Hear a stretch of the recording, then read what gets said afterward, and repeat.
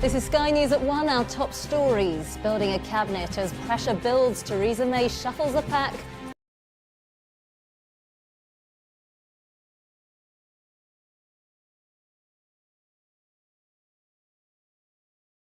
With the DUP.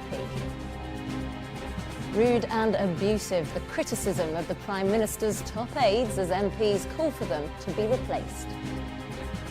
The sun shines on Jeremy Corbyn, but one party critic insists he missed an election open goal. We're ready for the negotiations, a message from Merkel to May over Brexit. Also this lunchtime, why a failed credit card payment stopped the London Bridge terrorists from hiring a truck. And the Lions battling their way to a deserved win in New Zealand. Good afternoon. Theresa May is confirming her cabinet this lunchtime as pressure for her removal builds in the Conservative Party. A survey of party members suggests nearly two-thirds think she should resign, and leadership rivals are rumoured to be on manoeuvres about launching a challenge. So far, Mrs May has made no change to her existing cabinet lineup, a move in itself being seen as a sign of her weakness following her election humiliation. The 5 most senior members of the cabinet will all stay in their posts. Philip Hammond's job is safe. He remains Chancellor of the Exchequer.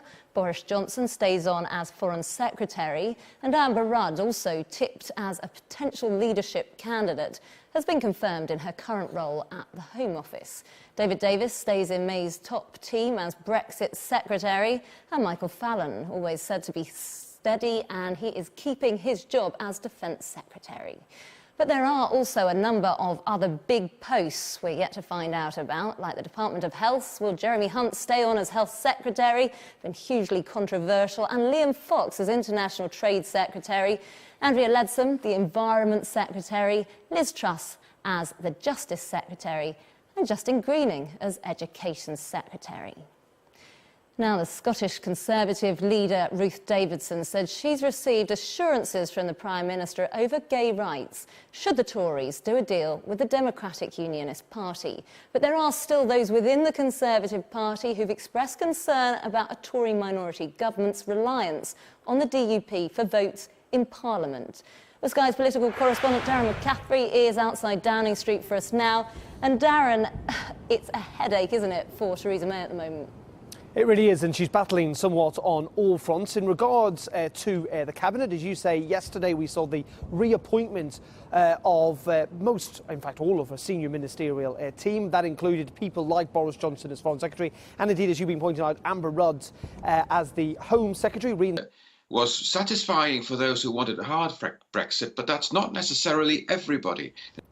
OK, thanks very much for that then, Darren. We'll be back with you later there at Downing Street. Now, Theresa May's campaign has been widely criticised for election disappointment, the reliance on Mrs May rather than clear promises and policies, and the belief that former UKIP voters will come over to the Conservatives both backfired. Our senior political correspondent Beth Rigby reports now on what went so badly wrong for the Prime Minister. You need the right strong and stable government in place. Strong and stable. Strong and stable leadership. This was the campaign the Conservatives meant to run. Issues over the manifesto and on social care, but also because of the fact that it was so focused on Theresa May and the Conservative Party.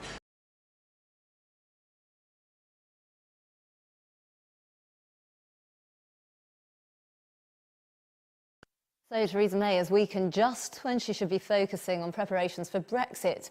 Negotiations with the EU are due to begin in only 9 days' time. And speaking from Mexico, German Chancellor Angela Merkel has urged Theresa May to respect the calendar already set out by the invoking of Article 50.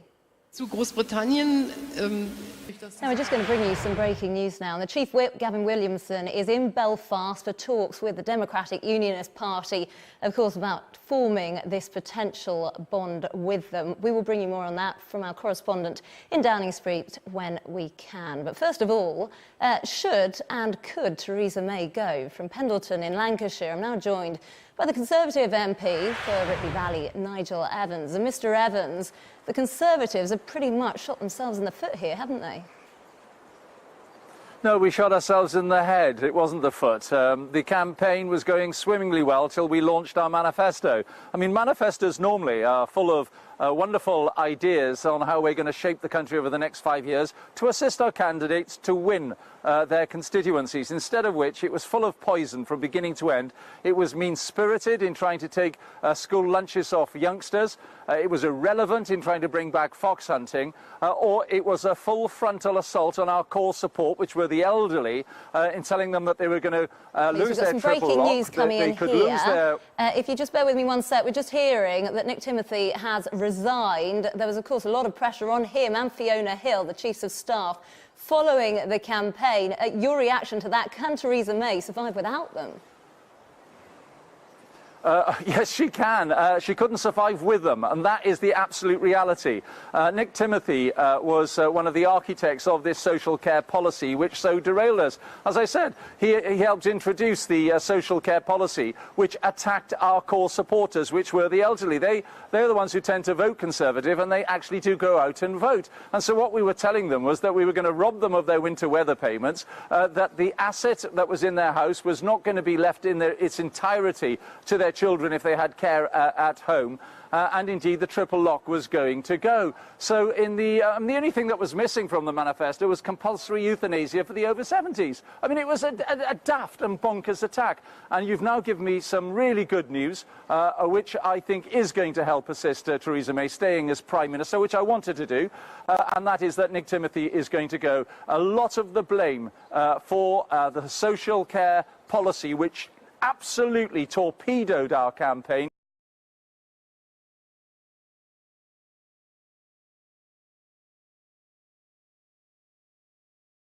Fiona Hill's involvement in that. I don't think that her fingertips were on that care policy.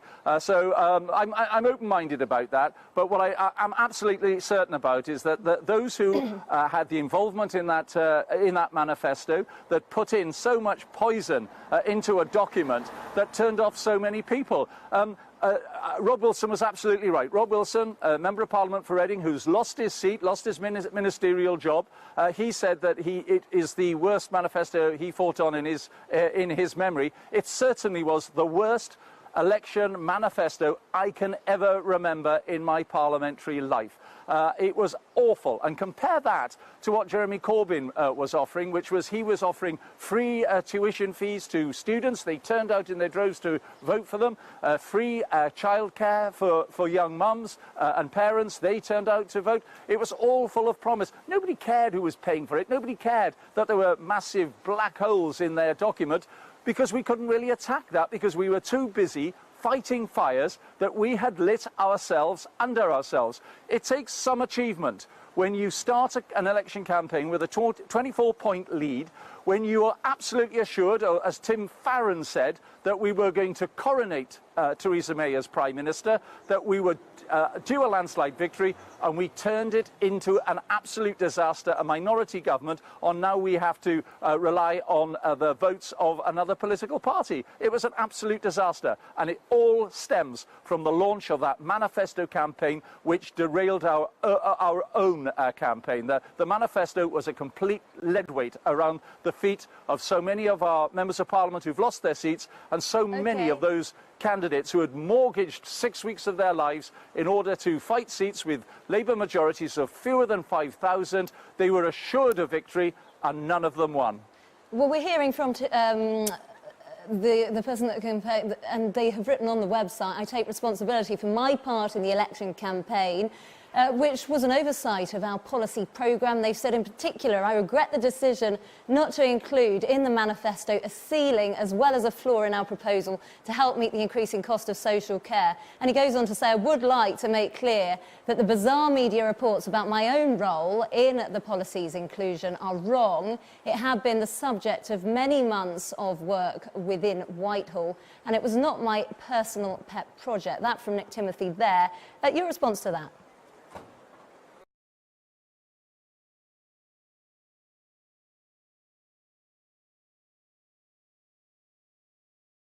Figure was, oh no, we're going to go to consultation for that. As far as the winter weather payments were concerned, we couldn't tell which pensioners were going to get the winter weather payments and who was not going to get it. And so we were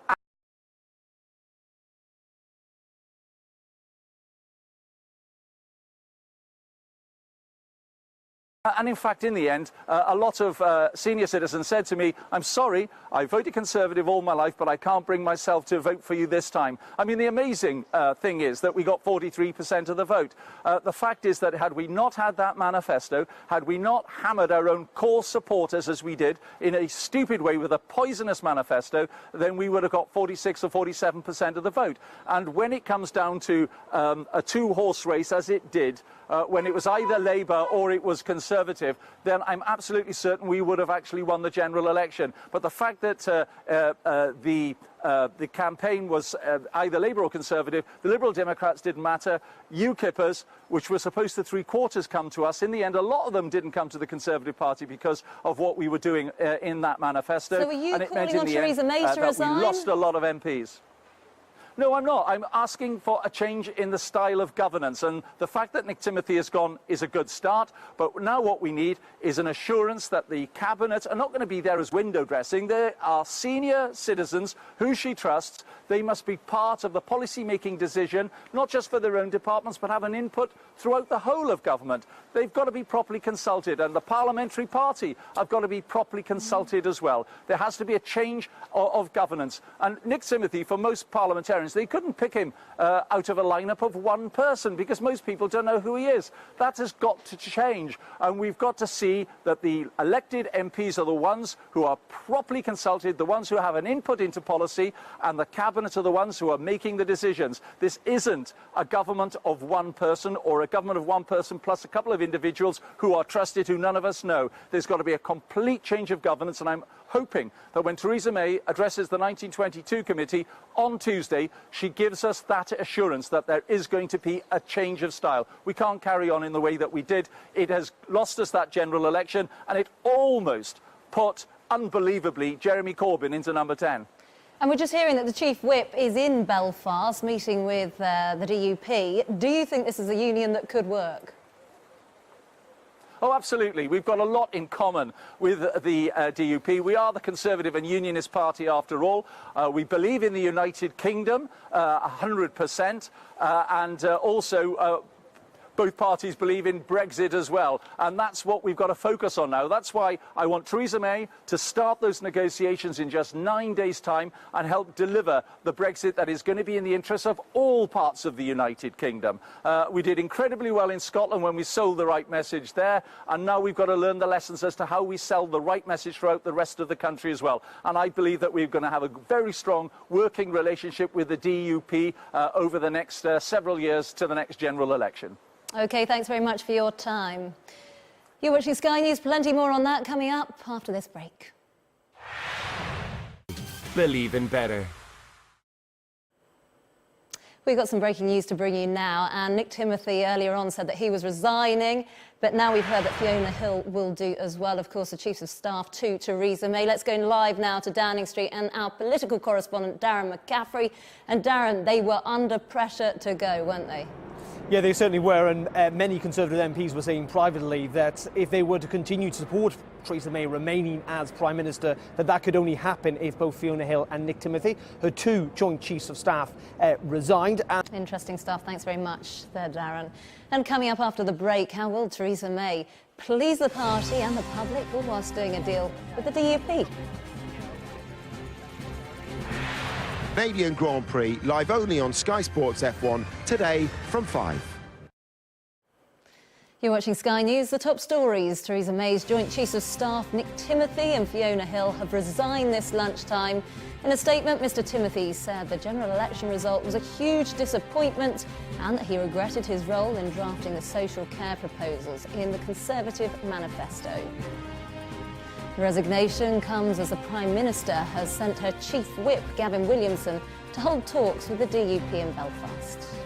Mr May is reshuffling her cabinet today. So far, the top 5 ministers have remained in their roles. Let's get some reaction on that breaking news on both the resignation of Theresa May's Joint Chiefs of Staff and that the Chief Whip, Gavin Williamson, is in Belfast for talks with the Democratic Unionist Party. From Westminster, I'm joined by Gavin Ngor, Director of Hanover Communications and former head of the Conservatives' Rapid Rebuttal Unit. And from Tunbridge Wells, I'm joined by Philip Blond, former advisor to David Cameron and now director of Republican think tank. So starting with you, Philip, just talk me through your reaction to those resignations this lunchtime. Well, my first reaction is one of sadness. I think Nick Timothy was a very gifted man, and I think he had broadly the right idea. He was right to want to shape conservatism to appeal to the working class and working people. The trouble was, as I said, since the manifesto's been released, we had wonderful rhetoric, but the policies were a continuance of the same: austerity, meanness, errors on social care.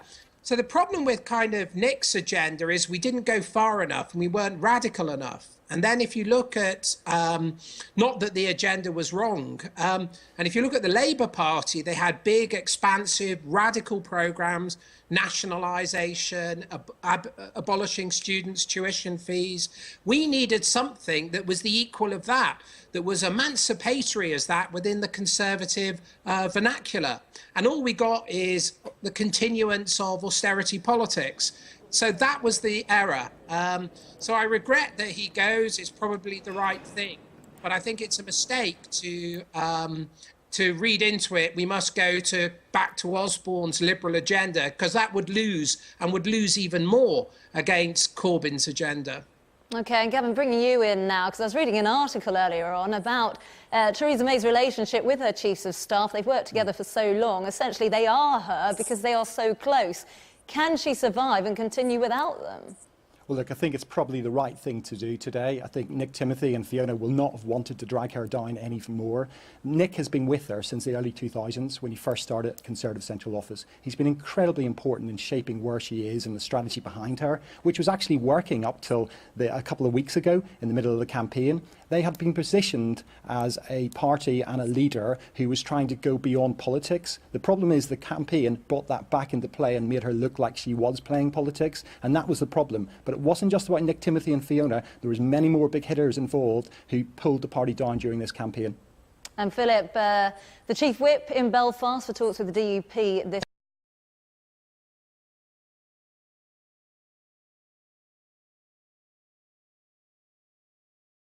stories about the DUP, you'd think the way they're being painted as if they're some creatures from the outer rim of the galaxy. I think that's really sectarian and dreadful. I know many of them. I've worked with most of them. They're just social and fiscal conservatives, which is fine. That's a position. And I think actually the coalition, if we can call it that, even though it's not formal, will, I think, in many ways be more comfortable than the coalition with the Liberal Democrats. I think it's much likely to be stronger ideologically than the relationship with the Liberals. Sorry? OK, and Gavin, bringing you in, because I saw you shaking your head there. Clearly in disagreement. We've heard controversy from the DUP with their stance on same-sex marriage, abortion. Look, there's a reality of what's been happening with the DUP to this date with the Conservatives. They have been voting with Conservatives for many, many years. So in theory, not much changes. The problem for the Conservative Party is how they look if they form anything formal with the DUP, because the DUP are not socially liberal. A lot of their views are not justifiable here in mainland Britain. So that's a major issue for a party that is being dragged to look more and more nasty by Jeremy Corbyn and his very positive outlook. Alongside that, you also have an issue with the Good Friday Agreement. The whole point is the government must be neutral to allow that to work. I'm originally from Northern Ireland, and everyone I speak to has a big issue with this happening. They're very worried about what it means for the Good Friday Agreement, and we don't want anything to happen negatively back there. And do you think Theresa May can survive this, and if so, for how long? Well, I think she has to survive this. We're in a really difficult situation as a country. Theresa May is the only way forward at present. Not to have Theresa May there and to have a leadership battle in the Conservative Party where Europe would be the main issue, opening up new fissures that we thought we'd closed down, would be a disaster for the country when we're about to negotiate Brexit. She's the only way forward. It doesn't mean she'll survive for a very long time, but at the minute she is the only way forward. And Philip, what does this deal mean for Northern Ireland? Because they are likely to benefit from it, aren't they? Well, one would hope so. I mean, I think that, I probably differ. I mean, just to repeat, I think it's perfectly fine within the context of conservatism. the DUP are just social conservatives, you know, and that is, I don't think, an anathema to everybody else. And social liberalism, and I think this has been the story of the past few years, hasn't delivered for working class people. So I think it's just not the case that they are people we can't talk to. I think that's kind of propaganda. But I think that we can have, I think the point, though, about the Northern Irish situation, the Good Friday Agreement, is a real one. You know, how can the British government be viewed as neutral in the Sinn Féin DUP/unionist debate if the DUP are keeping the Conservatives in power? And I do agree that I think the key is to keep this informal, because the DUP have been supporting the Conservatives anyway and voting with them, and try to maintain that neutrality. But I also think that it's imperative that Theresa May steadies the ship. But what I think she's got to do is recognise that she won't go to the country again.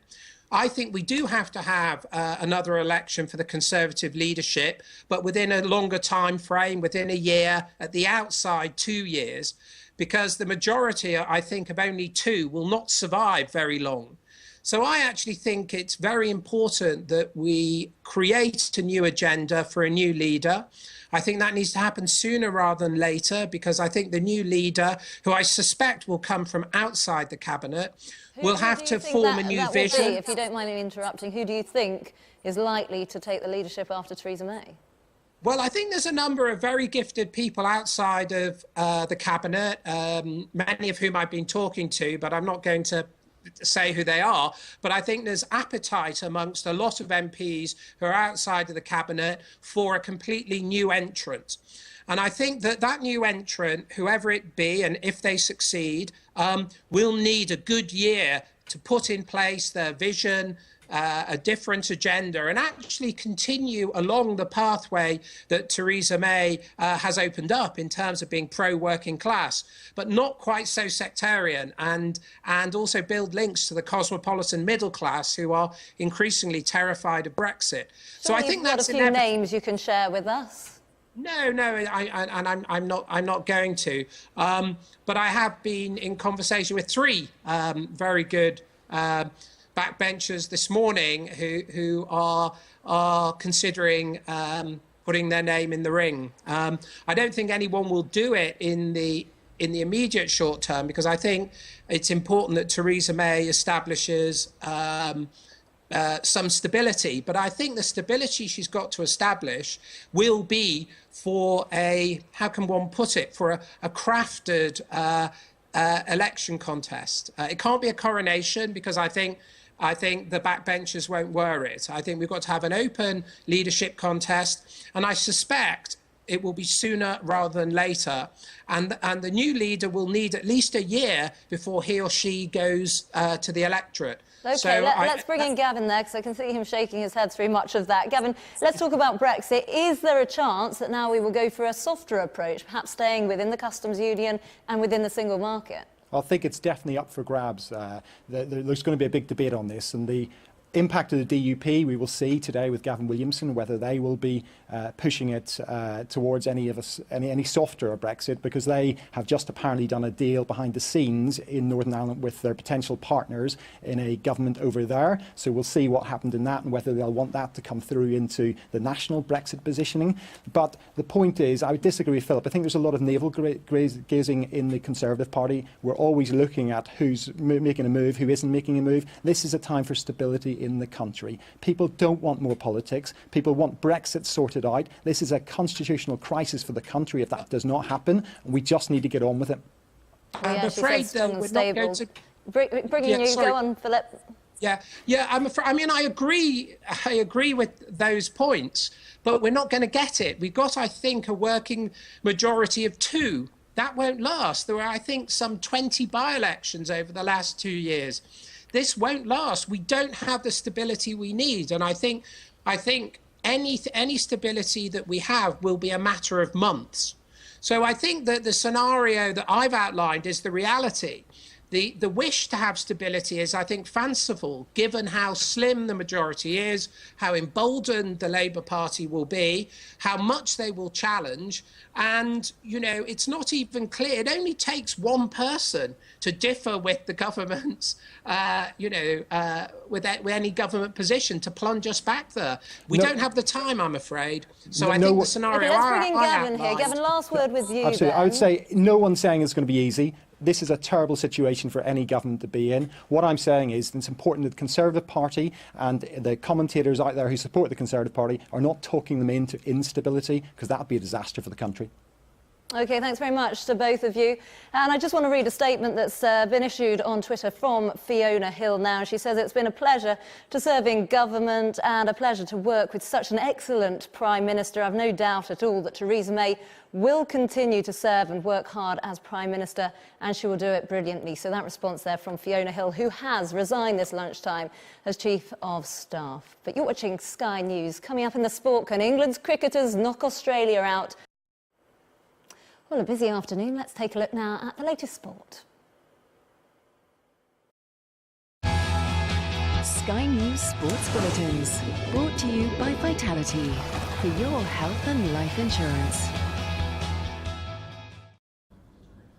Thanks very much. Good afternoon. Action from the Lions tour and the Champions Trophy in just a moment. But left in the Australian innings against England in the Champions Trophy, they are 258 for 9. You can watch those last 12 balls over on Sky Sports 2. We're back later. Brought to you by Vitality, for your health and life insurance. Well, let's take a look at the weather now.